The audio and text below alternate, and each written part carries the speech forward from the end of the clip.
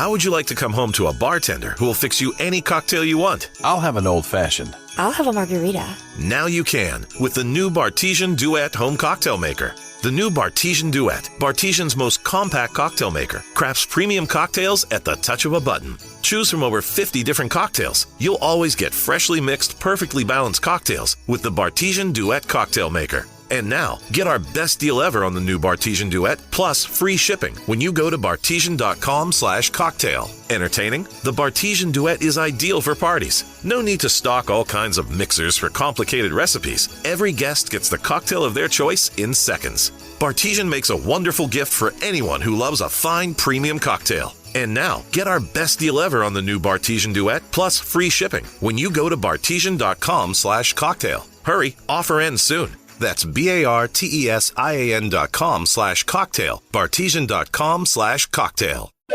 All aboard for your chance to win $1,000 every week until December 28th. That's right, $1,000 cash just in time for the holidays. To hop on board, just head to churchillmortgage.com and punch your ticket to the Churchill Express giveaway.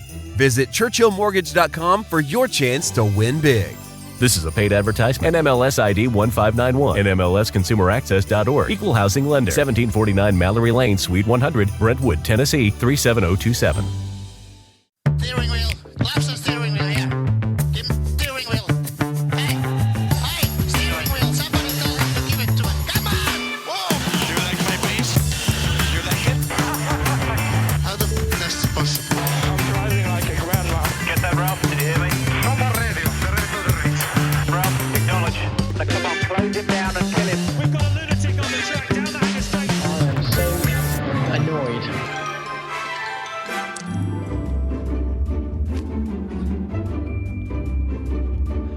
Welcome back inside the Parc Fermé for podcast number 755, the United States Grand Prix review, or as we like to call it around these parts, the US Grand Prix. This is Todd. No, Todd, not now. AKA Negative Camber. You know why I've asked you here. You must convince the villagers that I'm harmless. That's exactly what I need you to do. Tonight, for your kind consideration, we're going to review the Grand Prix. You know how we do this. We watch one, then we talk about it. Then we watch one, then we talk about it. Come on, Todd. That's what we do. But before doing that, I have to introduce my co-host tonight to review the thrilling U.S. Grand Prix. You know him. You love him. Wrecked from out of the wasteland. He's bad. He's beautiful. He's crazy. It's... Hello, everybody. This is Paul Charsley, the International. Paul, I should say now in your intro, the championship winning. That's right. Paul Charsley. Yes. Yes. It's all very good. All very winny around here. Yes. A lot of winning going on. A lot of winning going on at the Charsley house. Yeah, because I helped with the McLaren team too, and they won the championship in the GT Celebration Series. So basically, Two teams I've been involved with this year have won championships. There's a recurring theme there. You seem to be the least common denominator, Paul. I'm asking for a raise, Todd. That's all I'm telling you. That's awesome. That's awesome. Well, congrats to the McLaren team. Thanks. Yeah. It wasn't as higher level as the IMSA stuff, but it's all good stuff. It's all about execution, getting the car to the finish line, even though the grid wasn't as stout as an IMSA. It was good. Yeah. It's still a W, Paul. Yeah, and finished it off at Sonoma. Not a bad place to be in October either. So that's where I was last weekend. Well, Sonoma holds a special place in your heart. It sure does. Yeah, spent many years there inside Turn 1, that's for sure. So. Yeah. Yes, you have. Yes, you have. Many laps are going around there too. So. You've spent a little time at the Circuit du America. Yes, I have there too. Yes, I have. You've driven around that track. Certainly. You've enjoyed the S's. I've enjoyed the S's. You thought the Mickey Mouse session was a little Mickey Mouse? I still think it is, but it's a bit better than my initial thoughts on it compared to some other Mickey Mouse sections. Yeah. Yeah. It's got a couple of challenges. It does. The interesting thing about this, the track was bumpy, and while that doesn't go well with two wheels, the MotoGP boys, completely understandable. It was bumpy. I think it's fine for four wheels, but the track was delivering a good amount of tire wear and degradation, Paul. It was an issue that really was evidenced early in the weekend. They could tell automatically in those FP1, FP2, tire wear was going to be an issue. Tire degradation was going to be an issue. And I got to be honest with you, Paul, Merck, to me, looked very quick and dominant on Friday and certainly in FP1. And I assumed that the reality is that this has been a Merck track for many years. This was a track they're going to win at. Even to the point where my fantasy GP pick had Lewis Hamilton winning, right? Yeah, with pole and winning. I had him with pole and winning, and I just thought this was going to be their weekend. But come by Saturday, Paul, they seem to be nursing some issues with that chassis, whereas Red Bull, who seemed to be on the back foot on Friday, seemed to solve some of those issues, and that their rear tire wear in particular was quite a bit better or improved come qualifying. And I thought that was a real interesting turn of events because, there was much being made as we went into the weekend about Mercedes' sort of trick chassis where, the rear end dips under speed and under load.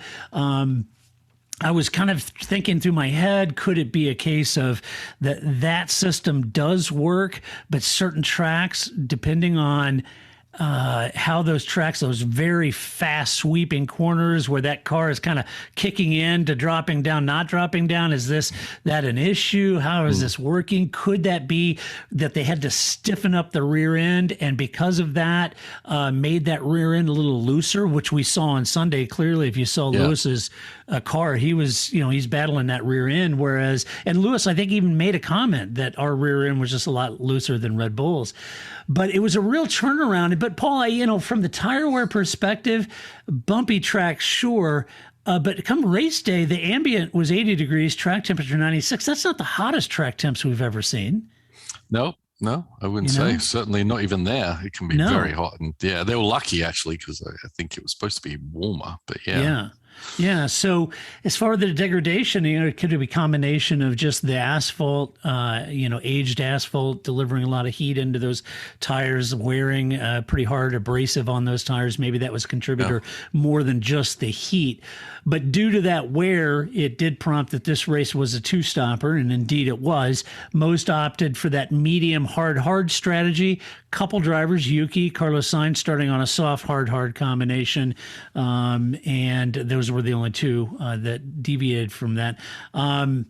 This race, in my mind, Paul, we often talk about F1 for those newer to Formula One. We often talk about F1 is more like a chess game at 200 miles an hour. And this race was a very tangible example of how F1 truly is like a chess game. It's not a game of slapjack or Texas Hold'em. There was lots of this going on the computers back there in the garage. That's for sure. Trying to figure out the best way to play that game. Yeah. Right. So, Paul, if you're a sporting manager for a professional race car team. You've done this. You go into every weekend. Paul, you walk into this weekend. Let's say you're running Alpha team. You're whatever it may be. You walk into this weekend. You got a bumpy track. It's abrasive, high tire wear.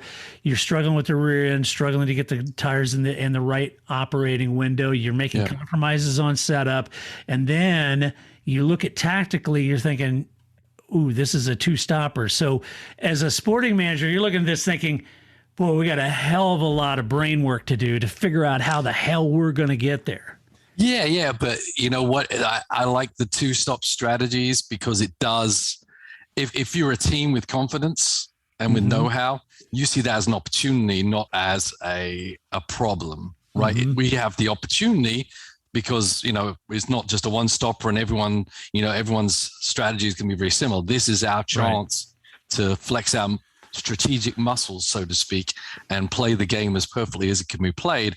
And if you're in a midfield pack, that is a real, a prime opportunity to jump some cars that may be even faster than you just in their strategy alone. Yeah, it's a good point because that's exactly what it actually turned into, right?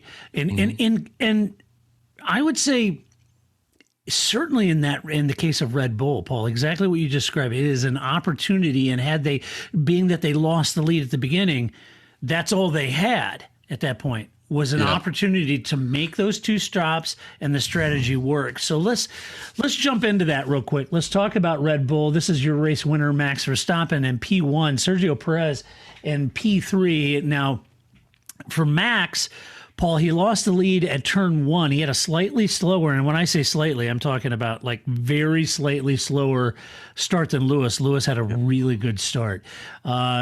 And he lost the lead at turn 1. Then he settled in from there, got behind Lewis, and just let that race and strategy come to him, basically, at that point. Interestingly, what I noticed up front, and I'm sure you saw this because you're wickedly smart and much smarter than I am when it comes to this stuff, but interestingly, once Lewis got around him, I thought, Lewis pulled out a little bit, and I thought, oh, man, Lewis is going to start walking away from this thing, and it's just going to be a little processional of a race and all that. But he didn't. Max always was thereabouts within a couple of seconds. It was never out of control. Lewis didn't ride off in the distance.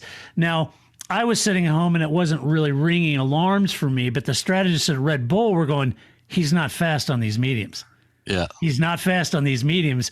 We've got him, and we're there, and we're gonna engage some seriously aggressive strategy here and really capitalize or exploit Lewis's pace on those mediums, right? Yeah. So he was never that far back. It suggested that the Red Bull cars can follow a little better too than the Mercs. The team at that point chose an aggressive strategy to box him on lap 11. For the undercut, and it worked. Lewis went 3 laps later and came out behind Max. It was an aggressive strategy, and while Lewis was on 8-lap newer tires after the second stop, they perpetuated that strategy. They boxed early for that second, right? And when Lewis went target +8, he was on 8-lap newer tires than Max was. Max started losing some ground, and there was back markers he got hung up behind and all that, and it made you wonder if the Merc strategy with those fresh tires wasn't going to pay dividends here. It really looked like Lewis is reeling him in. So getting exciting, It's getting real exciting. He was, it came out, it was 6 seconds, then it was 5, then it was 4, then it was 2. Then he was nipping around in that DRS range, and it turns out, though, towards the end, I was watching Lewis. I thought, oh, man, he's going to get him. He's going to get up to that DRS, and Lewis is going to nail him, and this is going to work out brilliantly with those fresher tires. But it turns out Max had his own game plan going. He brilliantly saved enough tire that he could keep Lewis just outside of the DRS range. And once Lewis did get into the DRS range, he was totally lucky. He was behind Mick Schumacher, and Max got a DRS down one pivotal long front straight that Lewis had a shot at him, but kept Lewis out of there. Lewis needed that DRS to get around him, didn't have that, and Max goes on to win the race. He doubled his points lead. It's now 12 in the Drivers' Championship, and it was a win at a track that Merc is supposed to and has been dominant at. A big win for Max and Red Bull. Yeah, no doubt. I mean, going in, the form book is Mercedes, Lewis Hamilton all over the place at Coda, right? I don't think Mercedes. What did they say? Mercedes hadn't lost a race there in something years or since 2013. It's just 13. Something crazy. No, it was like if there was any track that you would say was a Mercedes track, it seemed like Coda was like built for it, right? Yep. I think the evolution of the track and the bumps, etc., had kind of changed things a little bit. Certainly the evolution of the bumps very frequently, as we saw with the MotoGP cars and as the Formula One cars started to figure out during the weekend. I mean, I think the key here is that the Red Bull was just a bit better. And you go into the race and you go into qualifying and, there's drivers are making differences, etc. But you don't really know exactly what you have till everyone starts running. And then the drivers and the strategists and engineers can kind of figure out, okay, where are we? As you said, Lewis wasn't stretching it, and you could kind of see even in qualifying that the rear end of that Mercedes was having trouble, even though Lewis was the guy making a difference in that car. Oh, yeah. right? The car, the actual Red Bull, I think, was a superior car all weekend, was playing nice with its rear tires. I think Max knew that. As you said, Max doesn't panic. You don't panic if you think you got the fastest car, right? Right. Usually. And although it was a close run thing, and as I said, there is the Lewis factor in there for sure. I mean, we saw where Bottas ended up. I mean, how good was Bottas in the Mercedes? Right, compared to Lewis, I mean, miles away, right? Oh, miles. So, so I think Bottas was a true barometer of maybe where that car was, and I think Lewis, just pulled it by its what's-its and pulled it up there and was making it work. But I don't think Max had to work as hard, but he had to work very, very smart to make that strategy work properly when he was working his way through that last stint, protecting his rear tires, knowing the strategy that the Mercedes were going to run. As I've always said, you can't just change the strategy with 3 laps to go on how to use your brakes, how to save fuel, how to save your tires, etc. This has to be a plan from the beginning of the stint to the end. Even looking back to the beginning of the race, to the first stop, to the second stop, it's all about managing everything so you can be in the best place you can be for the last 3 laps, which is what they said on the radio, which is all about the last 3 laps, and it certainly was in the end. And I think the Red Bull's ability to keep those tires under it, and Max's, perfection of a drive to protect the rear tires, even though it was probably really tempting when he reached the back markers there at the end to kind of force some issues, right, to get through them. And he did lose time there. But I think, if he'd have pushed that envelope a bit more, he could have taken something out of the tire that he wouldn't have able him to fight with Lewis. I think he made the decision to not force an issue, keep protecting his tires and his rear tires, so that whenever Lewis did get there, he still had a knife to fight with in the end. So even though Lewis closed, he didn't panic, and he just got through him as he needed to do. I mean, blue flags makes it a little easier, but I don't think those guys are fighting for the last point on the in the championship. So they're not just going to pull over and slow down. They're going to give up as little of their own time, and that's going to hurt Max a little bit, which it did, right? So I think, the car was a little better. Max drove the tire and the car and the strategies to perfection. Red Bull ran it great. I think Lewis probably maximized what that car had, and it was so much fun to watch everything kind of ebb and flow when they're pitting on different sequences and just seeing, okay, how's it all going to work out? And Lewis is, charging up. It was a fun deal, but I think Max drove a perfect race, even though he didn't get the start on it. I think he knew what his plan was. I think he knew what he had underneath him, and that he would definitely, barring any issues with traffic or reliability, be right there at the end, no matter what Lewis did. Yeah, when you watch both of those guys in the waning laps and watching Lewis trying to set him up, recharging, trying to get that boost that he need, right. Watching Lewis manage that race and try to overcome whatever deficiencies he had in there. But by the time those two crossed the line, they were over 40 seconds, clear of anyone else. Right. I wonder, they were in a world of their own, those two. Yeah, I actually thought Lewis might go to mediums.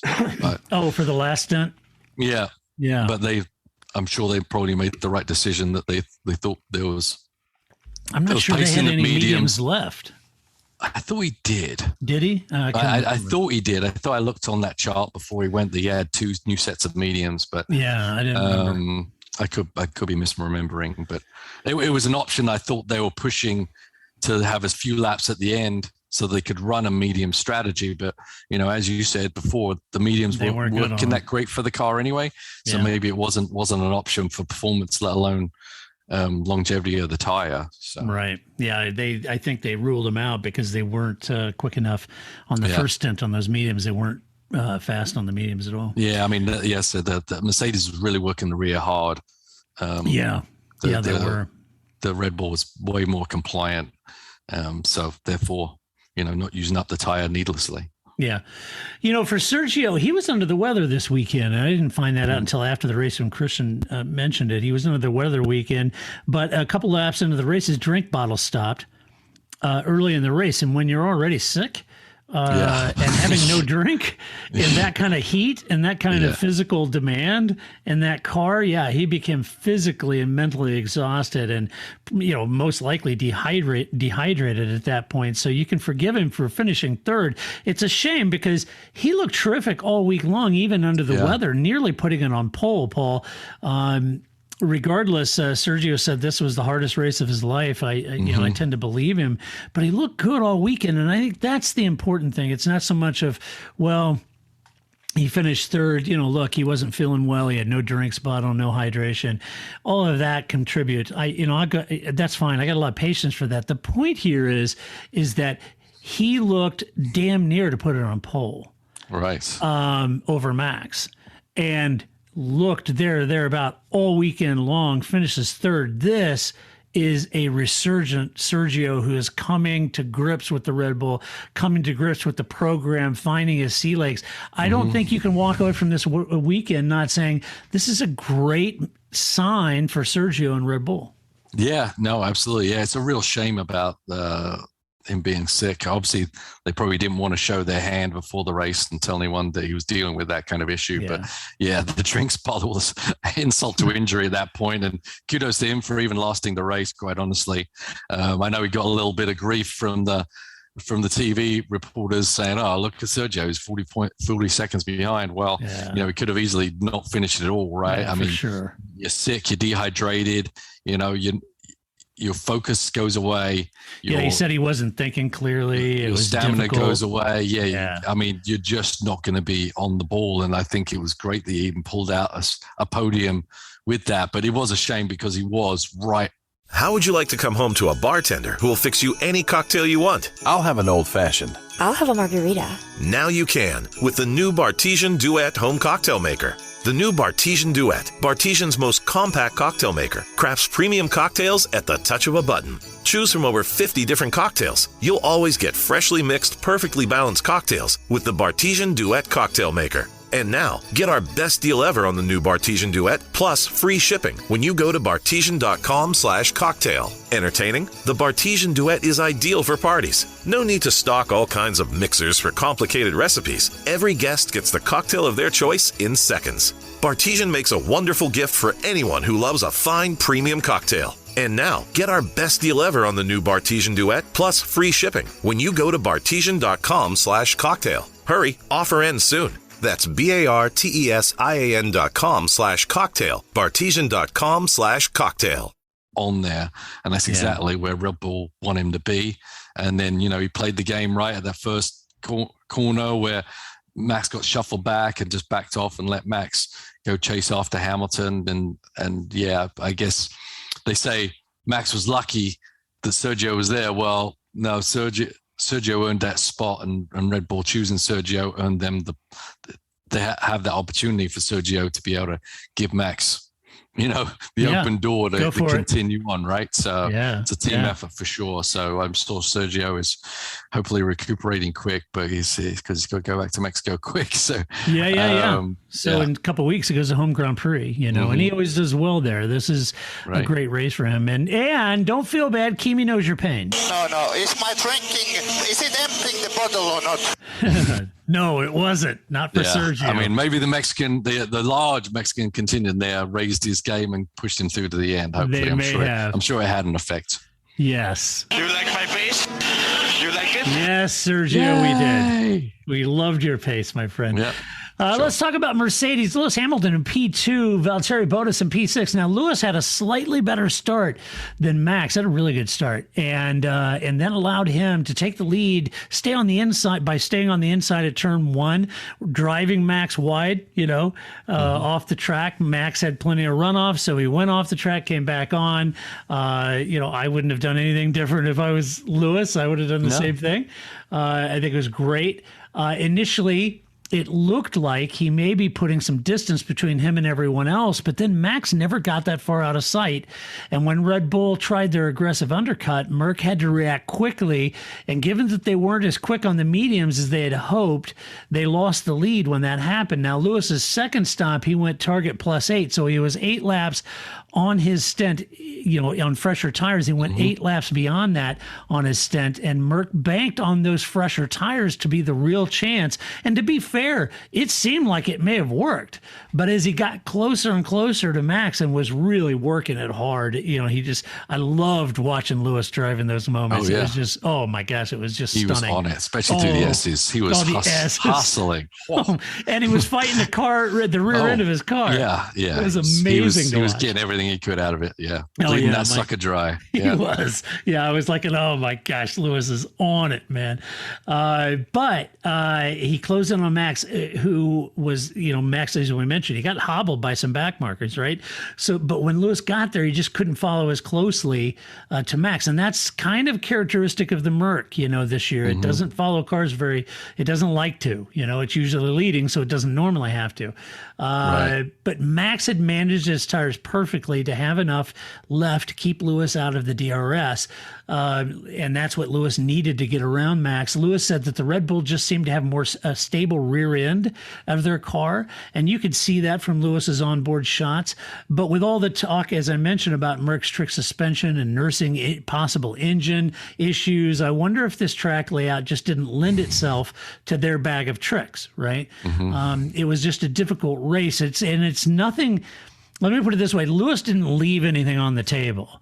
I mean, he was in full attack mode from the green flag. Yeah. It's just that the car wasn't quite there. Red Bull had a slight advantage over it in the way that its rear end worked, the what it did to its tires. It was just slightly better, but in the hands of Sergio Perez, in the hands of anyone else, Lewis would have won that. In the hands of Max, he just executed, but it's nothing untoward with Lewis. Lewis looked fantastic all day long. No, for sure. Yeah, he, as we mentioned before, he drove an impeccable race and I think squeezed everything out of it he could. What they had to do with that Merc to make it, compliant or to not be bottoming out on the bumps and et cetera, I think may have compromised it a little bit. I think the circuit layout is perfect for it, but the circuit condition was the differentiator there. So,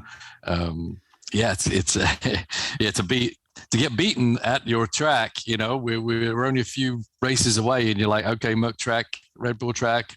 I'm not sure what track, right? So this is one you would have hung your hat on being a Mercedes track. So they've got some work to do with the car. I mean, it's so fun to see two very, very, very good drivers in two very, very good cars going at it and then being so close. I mean, week after week, I'm glad there was no clashes.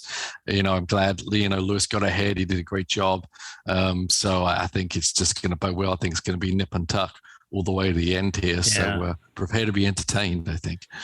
Yeah, I did too. I think, like I said, ultimately the team said they just weren't good in the medium tires in the first stint. And that did play out. As Lewis tried to get away from Max, just couldn't. And Max's early stop, you wonder if I'm curious, and I'm sure when Lewis took the lead but didn't start pulling away from Max on the mediums, I have to think that with Max's early stop, you wonder if Red Bull didn't read those tea leaves at that moment and say, okay, wait a minute, he's not walking out. He's not putting the pace and distance between us that we're thinking he would at COTA. Yeah. Let's get aggressive. Let's exploit that. Let's pit on. Let's box on lap 11. And then the second stop, Paul. It was all really about protecting track position at that point. It wasn't. I mean, Red Bull could have went longer on that second stop. But they chose to keep him short. I did think they pit boxed early. It made me very, very nervous. Did it? Yeah. Honestly, for Max, how early they stopped for the second stop. It's like, woof, that's a long way to go, man. Yeah. But you had to have confidence. They had to have confidence that know what's going on. That those hards were going to deliver a second set of hards. And Christian said it was a close run thing because he got the first hards they took off were almost down to the cords, And he said that, but you'd have to have super confidence that Max can manage that 8 laps older tires, right? Right. It's tough. Now, the one thing I was thinking, what could Lewis have done? He's still in a car that's maybe a little inferior. I'm not sure it would have worked, but he could have backed the field up a little bit, and not made it, so easy for Max to undercut it. And, because sometimes if you can back the field up, if you've got confidence, you can stay ahead, but do it at a slower pace, you allow the midfield to get in the game, right? And then that makes it difficult for Max to pit early and undercut because he's in a whole mess of traffic or got a lot more cars to fight his way through to make the undercut work. So. Would you have wanted to do that knowing that also puts Perez in play for a potential undercut as well? If you'd have backed him up a little bit with Lewis, Max, and Perez. Yeah. I think it had the same effect, Yeah. I mean, but it might force Red Bull to do something different. Obviously with Red Bull, they pitted Max and then they pitted Perez before Lewis went in, and that was the key. Yeah. The undercut on Perez was something that Hamilton couldn't handle, and so they had to pit Hamilton then. I think he was probably going to still go longer, but because the Red Bulls pitted so early, it kind of forced his hand to do that. And then that's when they ended up on the back foot instead of the forward foot. So I don't know. Well, it's a good point because they were only target +3. No, they were only 3 laps longer than Max. Right. On that first stint. So you're right. It was the boxing of Perez that forced Lewis' hand. He had to come in just 3 laps after Max. Right. But on the second stop, Perez was out of the picture, so he could go +8 in that case. Yeah, it's a hard game to play. I think probably the fact is that the Lewis and the 2 Red Bulls were just so much quicker than the midfield. Yeah. That it would be very difficult to back him up that much. Probably, but I was just spitballing in my head. What could he have done different to make it work, even though he didn't have the best car? But that was kind of all I came up with. But it's a dangerous game to play, obviously, at a track where the DRS zones are long and frequent. Yeah, too. Yeah, exactly. For Bottas, he took another engine change and started from 9th, so he had an engine penalty. I was just wondering, thinking out loud, if that wasn't a sort of recon, sort of engine change operation for a potential change for Lewis, because that's his 6th engine. I don't know why they're keep changing engines on Valtteri at this point. Yeah. And there were other Merc-powered teams that changed engines this weekend, too. It led some people to say that there's an engine issue. I'm not disagreeing with that. I'm not in the paddock. But that there's an engine issue that Mercedes is battling this year. And the talk certainly is that Lewis may have another potential change coming up, which would be difficult. But I think when they press Christian on, would you guys need in it? He's like, I don't know, So I think they're pretty tight-lipped at this point. Valtteri said he did about as good as we could. I like to use the we or as they could. As he could, yeah. Yeah. They said, they said they did about as good as they could. It's really bonus. But I'm curious about the hot conditions that he talked about, as well as if it worked against Mercedes as it has in the past, although I wouldn't say that it was the hottest weather we've seen or even hottest track temps. So not quite sure. I think it's easy to say, it's that hot weather that always favors the Red Bull and it works against the Mercedes. This wasn't the hottest of weather, No, but I think the mixture of the heat and the abrasion of the track. Abrasion, kind of brings up that equation. It's a 1-2 punch, maybe. Yeah. It's working the tire. That's what you're talking about with heat, right? It's like how do we manage the tire over the length and how much heat gets built up and degradation. I think the combination of fairly hot and high deg track. Not just the track temp, but it's also the track wear rate and abrasiveness of that track. Ferrari, Charles Leclerc, P4, Carlos Sainz in P7. Charles had a good start and had enough pace to keep everyone behind him all day. He didn't have enough pace to mount any sort of challenge to Perez in 3rd, but still hung in there, delivered a great amount of points to the team. This is critical in their battle. A P4, I want to say that he's putting together a string of P4 finishes here in a very quiet way that not a lot of people are talking about, but Charles is doing a hell of a job in a car that quite honestly isn't really being developed at this point. Yeah, no, it's, development. That's the thing. Hey, remember when Mercedes said they'd stop development after race 3? Right. Yeah, and what did we say? Not buying into that, mate. And sure enough, they're developing all the way to the end. And I'm not, I don't know what Ferrari are doing. They definitely don't want to be beaten by McLaren more than anybody else on the grid, right? So I think there may be still some. They're bringing some upgrades.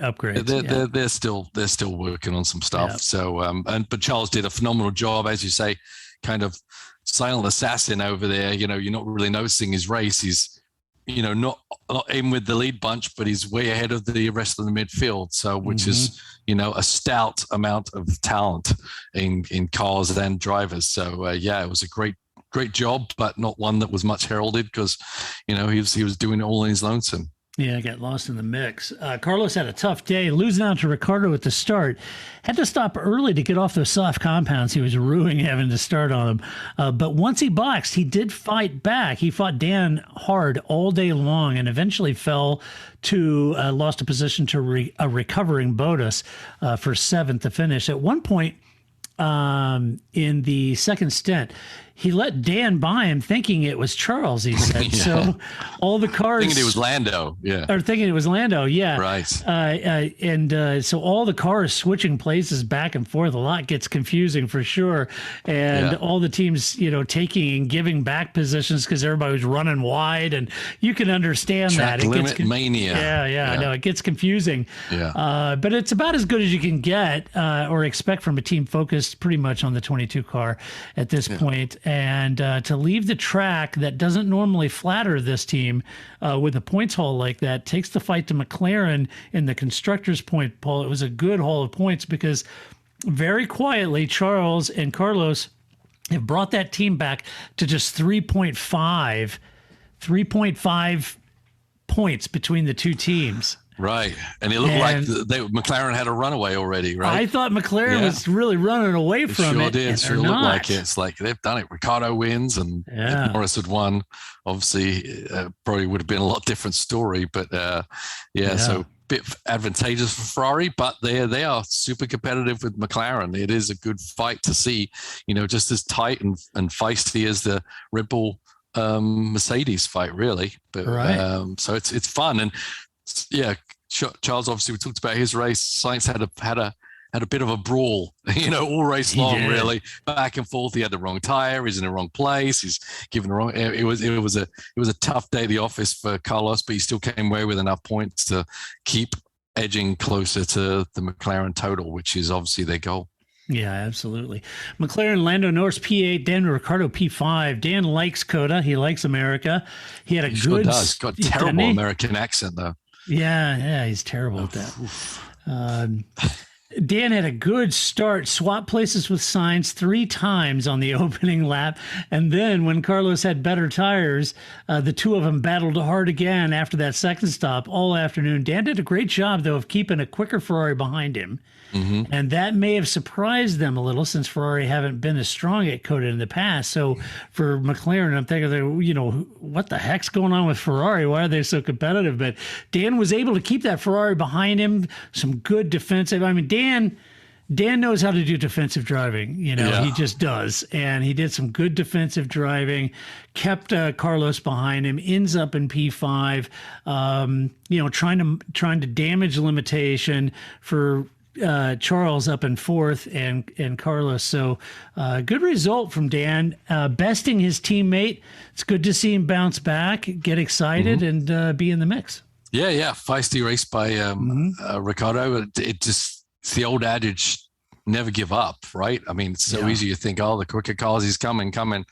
But if you can hold them off long enough, they can take some sheen off their tires and you can actually hold that position. Hard to do in DRS land world nowadays, but it's even harder, So for him to do it was an incredible feat for him, and he benefited from those points. And that was a real action man kind of drive from Daniel, whereas Lando just kind of.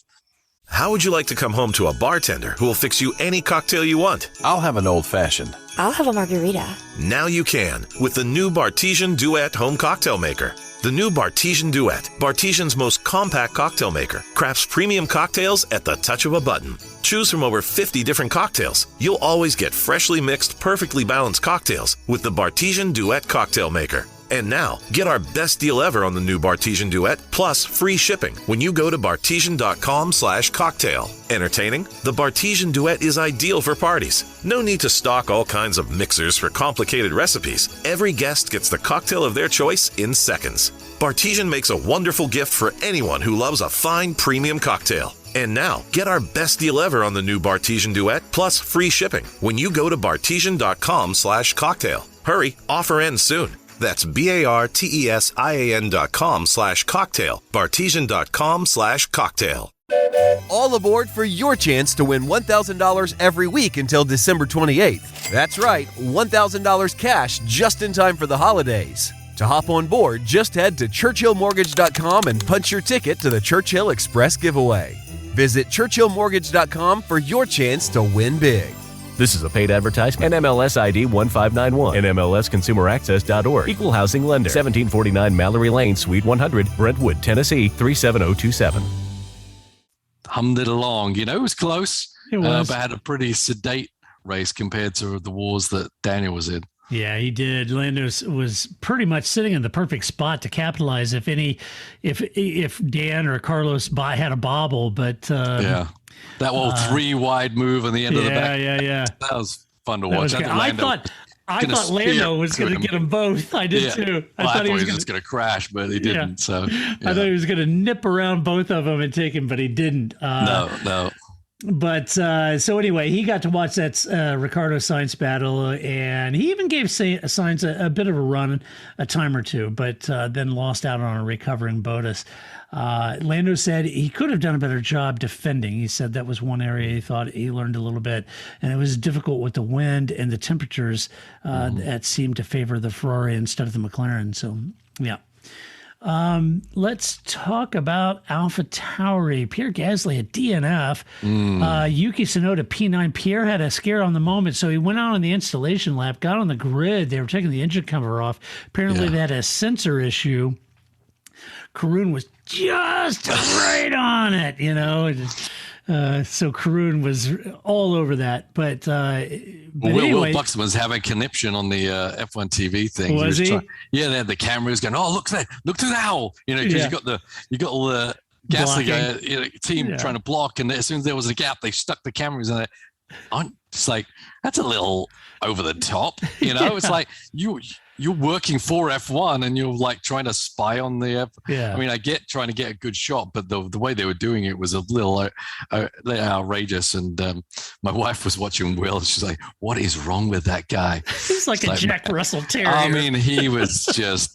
I know he loves America, but he was literally, you know, just his leg was just shaking the whole time, and he's hyperventilating in the mask. It's like, oh man, just talk slower. You're like making us all nervous, for crying out loud. I think you're gonna like hyperventilate and fall over. But yeah. Well, the sad thing, he'll be back in a pub in London, just bad mouthing Americans and talking about how his Yankees are pathetic.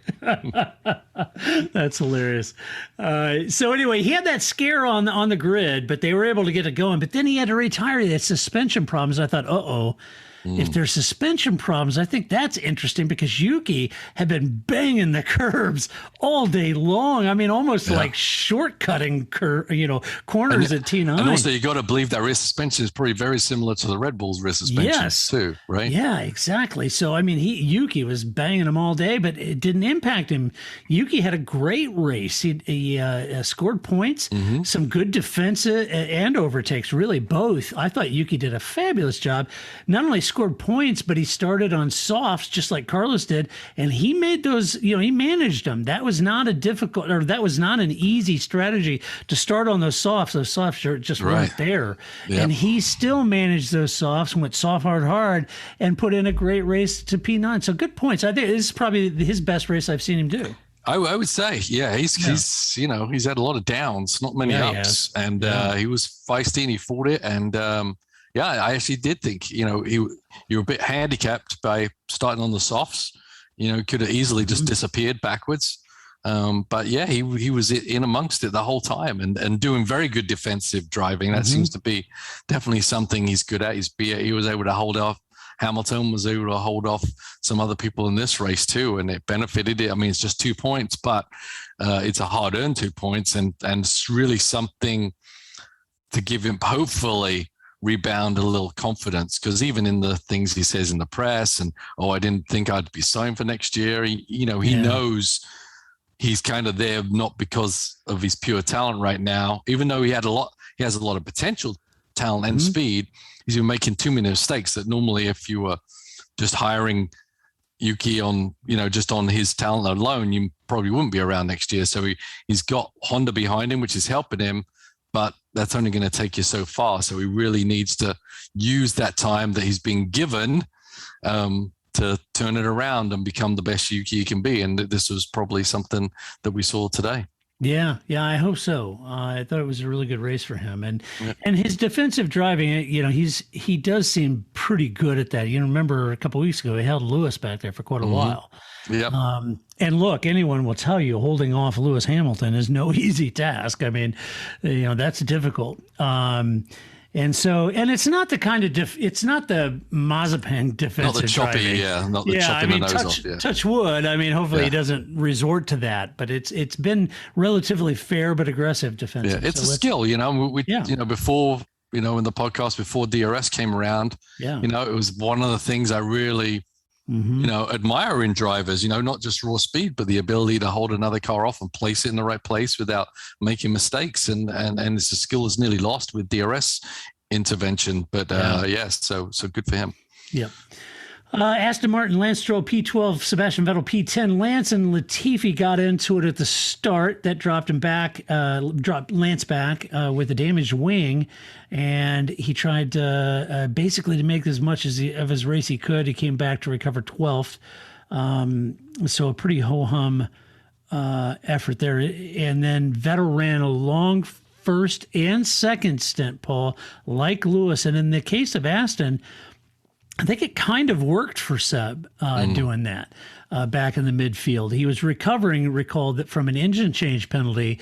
So to come all the way back and nab a point running long on that fresh rubber, I think that kind of worked for him. And then he had there was that late race spin by Raikkonen that certainly helped. That helped out a lot. Yeah, it gave him a point, but still, I think it did kind of work. But not a track favoring that Aston Martin for sure. No, sure wasn't, was it? Yeah, I don't think they were very confident going in there into the race, etc. And I think Vettel gave it everything he's got. He made some good passes out there for sure, and Stroll's contact really hurt him a lot. And the nose changes seemed to kind of long. It did, yeah. He spun. Who else had a nose change? Someone else didn't it? Let's see, was it Ocon? Yeah, maybe it was Ocon, but neither one were very fast in the pit lane. They need to get practicing that and really put him Stroll behind. And well, Stroll was at the back at that point, and then that's right. Trying to recover back up. I mean, that was always going to be a tall order. So I mean, to get back up to 12th is a good call, but just not. I think I think Vettel had a good race, and the car wasn't the best car to race with, but that fight between them and the Alphas was pretty entertaining unto itself. Yeah, for sure. Speaking of Alpha, Kimi had a battle with Alonso that saw him run wide and became an example of Alpine's defense when Alonso ran wide on, was it Carlos? Who was he when he ran wide to make a pass? Yeah. And Alan Permane. Yes, he said. Alan, he was like, yes, Alonso. Yeah, now that's how you do it. Yeah. Oh, I started watching the Alonso show on Netflix. Oh, did you? Yeah. Or on Amazon, sorry. Yeah. Yeah. And big correction. I had a complete a senior moment because I think in my mind, I stumbled onto it, but my friend Steve Warren told me, he told me about it, and he's right. And he called me, he said, hey, you didn't stumble on that. I told you about that show. And I was like, yeah, that's right. You must have, because when I went to watch it, I started on season 2 for some reason, episode 1. And I thought, oh, wait a minute. I'm 2 episodes in. I need to go back. And I didn't know that. I thought this was season 1. So I went back and looked at season 1. And I already watched the first episode. Yeah. So It's hell getting old, folks. I'm in the middle of moving. I'm moving house. Are, yeah. As Paul Charsley, the consummate British person, would say, I'm moving house. That's what you call it, right? Moving Good house. luck to that. Yeah. So, yeah. We'll see a whole new background soon. You will in a Maybe week by or next so. week, I guess, huh? Yes. I moved this week. And hopefully I'll have my office. It maybe not be in its finished state, but at least hopefully everything will work. Yeah. So anyway, that was a bit of a battle that Kimi had. Alan Permain arguing on behalf. The clash cost Kimi some of his body parts on the underfloor, but he said that while the first stint was good, and he was in for some points. Kimi said that the second stint was a lot more difficult. They lost a lot of time and they ran out of tire much faster on that second stint than they did on the first. So, and then he had that late race. And he still spin. he went medium hard as well. Yeah. And so, and then he went for, or he had that spin, right? Yeah, that was a big one. Yeah, so that wasn't good for the Keemster, who at this point, could be phoning it in, but I thought he was putting some scrappy battles out there. He was, the fight with Alonso was funny. really entertaining. Yeah. I loved it, and he held his ground, and they're banging side pods and stuff like that. That was phenomenal stuff. And he's definitely not giving it in. 240 plus guys, I guess, still got it, and it was that was very entertaining. But I'm glad Kimi didn't give it up, because he's had a tendency to not make it easy, but also not necessarily fight it all the way down to the last inch, of late. So I think Alonso, we've talked about that, it being haven't we? Alonso, maybe had something to do with it too. Maybe, because we've talked about that in the past. We've talked about it with Kimi. He's a gentleman racer. You're not going to get stupid crap out of him typically. Yeah. And, he's always trying to race fair anyway. And there have been some moments where you and I have talked about in the past and been a little critical that he could have been a little more aggressive. Right. In defending at least, and certainly passing, and he hasn't. But Sunday he was, I thought. I'm sure he enjoyed it, even though it ended up with, at the end, is he going to be worried how many points he scores this year? Probably not, right? I mean, he's not in a car that's going to win races, and so he's just out there to entertain himself really to the end of the year. Yeah. So I'm pretty sure he doesn't like the fact that he made a mistake and spun off, but I'm sure he liked fighting it with Alonso. I'm sure that was a lot of fun for him. Yeah. How the that's possible? I don't know.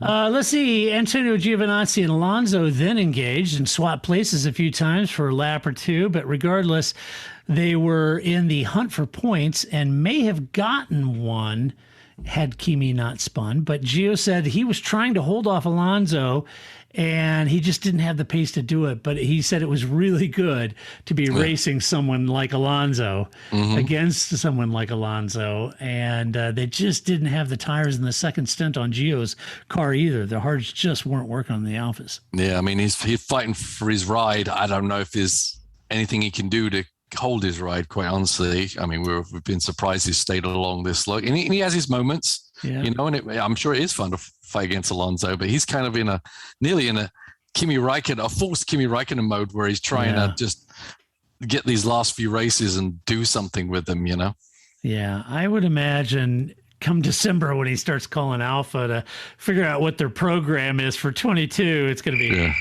Yeah. Boom, boom. The number has been changed. Right. Yeah.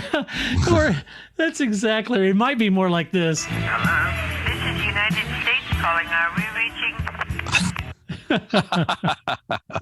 So anyway, let's talk about Alpine. 2 DNFs. This hurts. Alonso DNF, Ocon DNF. A day to forget for Alpine, who failed to finish the race with either car. The day started pretty tough for Ocon. He had to box early on with wing change, and it got clipped by one of the Alphas. And so Esteban then tried to recover from the back, and they stopped the car with mechanical issues. And so it was game over early on. For Alonso, he got into a punching match with the two Alphas all day long, including a series of off-track passes by both teams. And the frustrations after being told to box with a broken rear wing is just brutal. Yeah, it's a shame because this team seemed like it had some points possibly in hand here and just couldn't survive the race to get them. And brutal. Yeah, I'm not sure they had the pace to get points, really. I think Alonso maybe he was having to force it, and maybe he could have, but it would have been a ragged point. Ragged points for sure, and it would have been one. I think whatever the past few races, they've been a bit more handy, but this track just didn't suit them. And Coda doesn't like Alpine. Does not. No. So I think they weren't really in a good place to get anything out of it, but at least Alonso made some good moments for us to watch. He did. Yeah. Williams. Woo! George Russell in P14, Nicholas Latifi P15. Nick got into an altercation with Stroll up front right at the turn. I want it now! What's the matter with those twats down there? Yes. He was being sandwiched by both the Haas cars and really had nowhere Never to go. something you want to be in a sandwich with Mazepin. I'll tell you that much. You don't want to exactly be in the same zip code. So anyway, it's kind of hard to blame Nick. He didn't really have anywhere to go at that point, and unfortunately tagged Stroll. Nick had to box early on. Earlier certainly than they wanted to, and that meant that the second and third stints for him were much longer than they wanted, and it would just there's no recovery for him at that point. Yeah, he had a good starting spot, but obviously it went bad very, very quickly. So after that, he was kind of in a typical Williams Latifi role in the race. Doing your standard Latifi thing, I see. For George, he had a great start, jumped up 6 places, and then that was about it. I mean, that's all he had. He just couldn't hold on to the positions, couldn't hold on to the points, and his other cars came through. He just it is what it is, and he was kind of like, that's about all we had today. Yeah. So he said start at the back because the engine changed, right? So got a good jump, but that still wasn't a jump that would take you into the points. And not a Williams track either, evidently. No, Coda doesn't like Williams. I didn't like Haas F1 either. Mick Schumacher in P16, Nikita Mazepin and thanks for the correction. Somebody was chastising and scolding me for all the mispronunciations. And what are you mispronouncing, Haas or Schumacher? Mazepin. Oh, yeah. Well, we do that on purpose. Yeah, right. We're Yankees. We just butcher names. That's what we do. It's nothing untoward. We don't mean anything by it, but it's just the way it comes out. I kind of do. Yeah. Let's see. Mick's biggest moment of the race, Paul, was actually being in front of Max as a blue marker, as a back marker, blue flag back marker, which gave Max some DRS just when Lewis had achieved DRS, and this sort of neutered that charge that Lewis was mounting over one of the straights. So that was Max's big claim to fame, or Mick's big claim to fame. Mick was catching Latifi though in the end, and he said he felt like he could have got it. He had a couple more laps. Maybe that's why he kept pushing, but ultimately I figured he would literally get out the way, which he didn't really. I mean, he just kept pushing forward and only really gave up, the back marker status when he had to, rather than when he could have at the earliest convenience. I would have thought on the back straight he could have backed all the way off and just let them both go for it, but he didn't do that. Kept pushing forward, and so kind of became an intrinsic part of the last 2 laps. Yeah, absolutely. Nikita didn't have any fun stuff like that, but here's Nikita's fun for the day. His headrest came off in his car in turn 2 on the first lap, so he had to box, and that was pretty much game over for the rest of the day. So, Nikita. I just feel like it's not going to be very long we're going to be hearing. I just have a smell time. Yeah. Anyway, that was it about Discover unbeatable deals and convenience at your neighborhood family fare supermarkets. Score exclusive deals, earn rewards, join clubs, and clip digital coupons for extra savings all in one place. Our exclusive offers bring savings straight to your card. Explore a wide range of local products that support your community. With easy pickup and delivery options, saving time and grocery shopping has never been easier. Family Fare is all about making your grocery experience easy and affordable at your one-stop shop for all your grocery needs. Family Fare in your neighborhood. All aboard for your chance to win $1,000 every week until December 28th. That's right, $1,000 cash just in time for the holidays. To hop on board, just head to churchillmortgage.com and punch your ticket to the Churchill Express giveaway. Visit churchillmortgage.com for your chance to win big. This is a paid advertisement. NMLS ID 1591. NMLSconsumeraccess.org. Equal housing lender. 1749 Mallory Lane, Suite 100, Brentwood, Tennessee 37027. About Haas. Yeah. Anything else to add, Paul? No. It's kind of at that point. Okay. Let's hand out some awards. The first award of the race is always Move with the Race. Seriously, Todd? Yes. Seriously. All right. Move of the race. Who'd you have, Paul?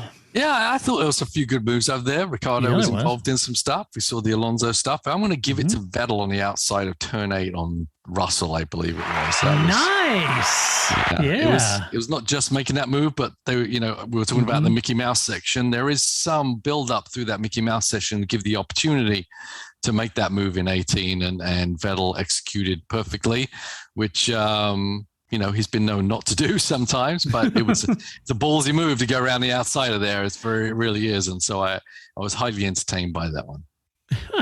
Well, that's good. I like it. So, thanks. I mean, you're saying that Vettel's kind of okay, a little bit crashy. Yeah. Wait, especially if he's on the inside. No, you're saying Vettel's a little. There you go. That's what Vettel is. Okay. All right. My move of the race, I'm giving it to the Red Bull strategy team. Brilliant. Just brilliant. Read it perfectly. Super aggressive. That was just. They knew what they had, and they used it to its full potential for sure. They absolutely knew where they were. And it was brilliant execution. All right. Next up, Donkey of the Race. We'll do it live. All right, Paul. Now, I wish I could find it because, when we went to Coda for the first race, it was a whole big festival, right? You, me, and Grace were there, and they literally had like the life-size donkey pinatas around the track. And I remember having, a photo taken with it. I don't know where that went, that photo, but. Do you remember the person had a donkey there, a live one? A live one too, yeah. And we went up and we're like, hey, it's a donkey. Is it a burro? Is it a jackass? I don't know. No, you're the jackass. Oh, whoa, hey. Easy. I don't farm. I'm just saying. All right. So unfortunately, I can't find that picture because that'd be a great one to put up.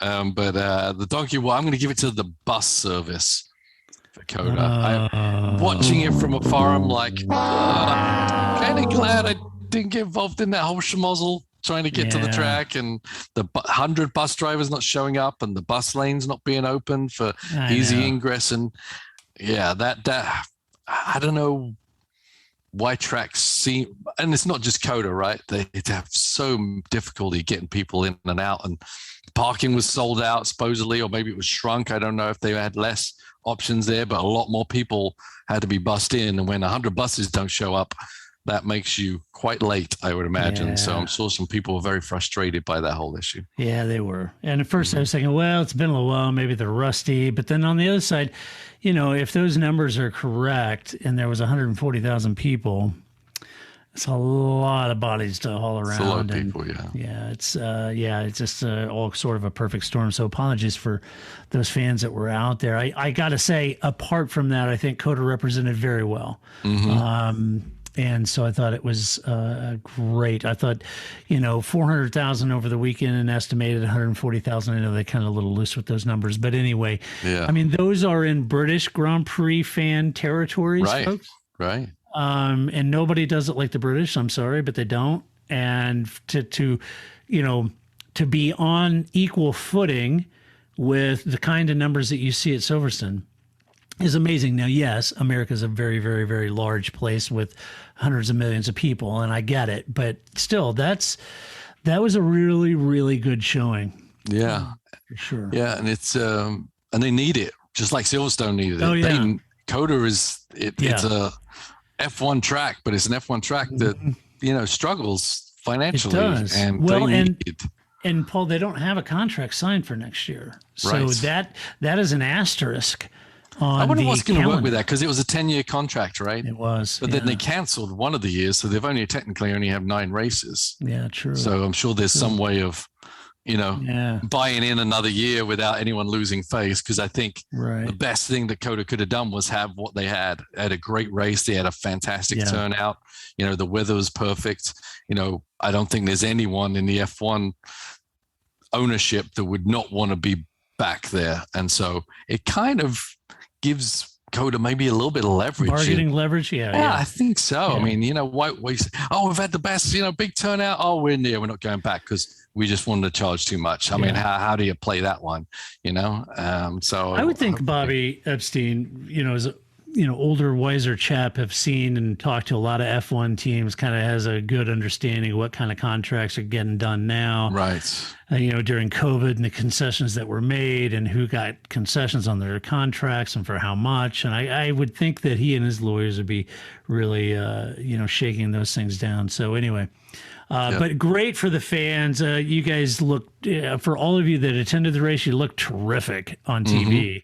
And it was a good mismatch of who you were supporting. There was it wasn't just all Ferrari. There was a lot of McLaren stuff there for sure. Obviously, a lot of Perez, Red Bull, Max. I think it's probably the spread of fan support was all the way down the grid. It was. And so it was really cosmopolitan crowd. So it was great that everyone went there and made the effort and pulled off a spectacular Grand Prix for sure. Yeah, you guys, all of you look fantastic on camera, and all the shots, and you'll go back and watch it when you get home, but all the shots of the grandstands and the fans were having the best time, and you all looked absolutely wonderful, and it was great to see you all there. So thanks for putting that in and supporting F1.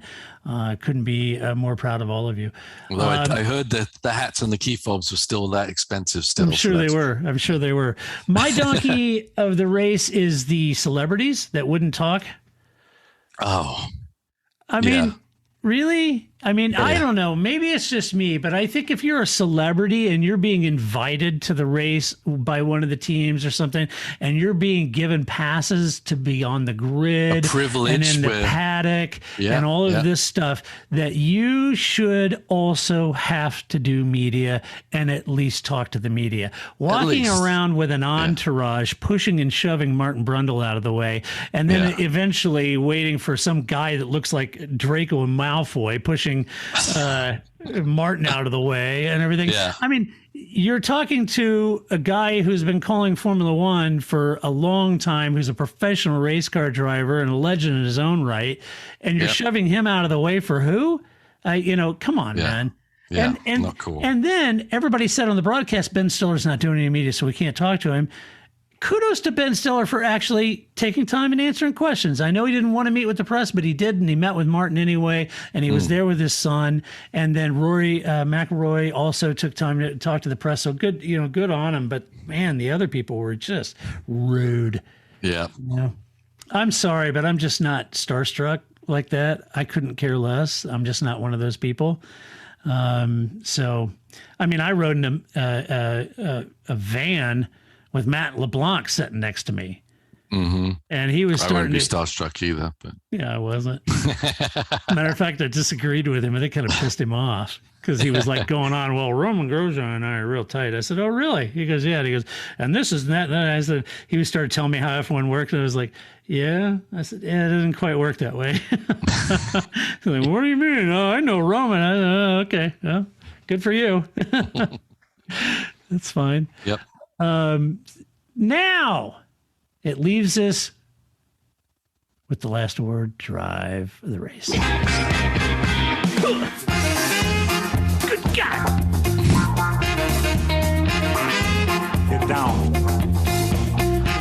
right, my Paul. cookie down. Good. Yeah. Who'd you have drive the race? I got Max. I had to give it to Max. I think it was, not just because winning a race, but how he won the race and how difficult that was, and how he had to drive that last stint was super impressive. No doubt. It was really cool to see him and Lewis just trying to get everything they could out of the car and time everything perfectly so they could, be at the sharpest end of the field. And Max did it, and he did a great job under a lot of pressure with Lewis bearing down on him. Yeah, he didn't crack. No. He's not Unflappable. cracking. Have you seen him crack recently? No, I haven't. No, he seems pretty unflappable. Even when Lewis put him in the wall at 150 miles an hour, it kind of got he's pissed off, but he was pretty unflappable about the whole damn thing. Yeah. He's a rare breed, Paul. Yeah, he is. He is. It's fun seeing the evolution, of Max Verstappen. Yeah. It has. He went from first lap nutter to, this is serious stuff. All right. Let's see. I agree with you. Max is my pick too. Let's do some mailbag. You've got mail. First up, Miles asks, Paul, is it easier to save fuel or tires and still maintain a competitive lap time? That's a great question. That's a good question. That is a really good question. And it kind of is track dependent. Right. Mm-hmm. Like we're talking about an abrasive track like that, very hard to, nurse those tires and get anything out of them, Mm-hmm. So it is track dependent on the surface, how much grip is there, how much deg is there going on there. I mean, ultimately, I would say it's easier to, they come hand in hand a little bit. Because if you're lifting and coasting and you're just kind of nursing on the throttle coming out of the corners, that's tendency not to overwork the tire anyway. But I would say fuel saving is probably the easiest to do because you can really make an opportunistic use of the throttle without actually minimizing anything. All you're really doing is not wasting fuel rather than just using fuel, if that makes any sense, right? You're getting throttle perfect, even lift and coast. Even if you're not lifting and coasting, you still save fuel just by really getting the perfection on when you really need to get on the power and how much can you get on the power without over torquing the wheel and just kind of wasting the fuel because you've just kind of overworked the tire as well. But I would say fuel a little bit, they both come in hand, but it is also track dependent on how the ebb and flows also.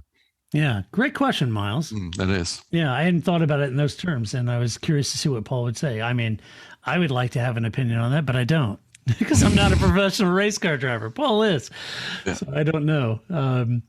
Big difference between saving tires and fuel at Monza versus fuel and tires at Coda as well. So. Right. Let's see. Oh, Paul, I had a late entrance. A late. This is not in your notes, so I'm going to read it to you. Oh my God! Kulik. And I prepared so well for all the other stuff. I know, So Stephen Kulik, I don't know if that's how you pronounce your name, Stephen. It's either Kulik or Gulik. He asked this. Question: after watching the U.S. race, Maz finished the race 87.5 seconds behind the next place driver, Mick Schumacher. Even given the time for the extra pit stop due to the headrest coming loose, he was still on average over a second a lap slower than the next car. Not sure if there was damage to the car or not, but my question was this: is there ever a time in any series where race control will say a car is lapping too slow, like a damaged car, lack of skill, etc., and is a danger to the rest of the field and force it to retire? Or should there be something like a 107% rule for qualifying, but for the race? So, Paul, what say you?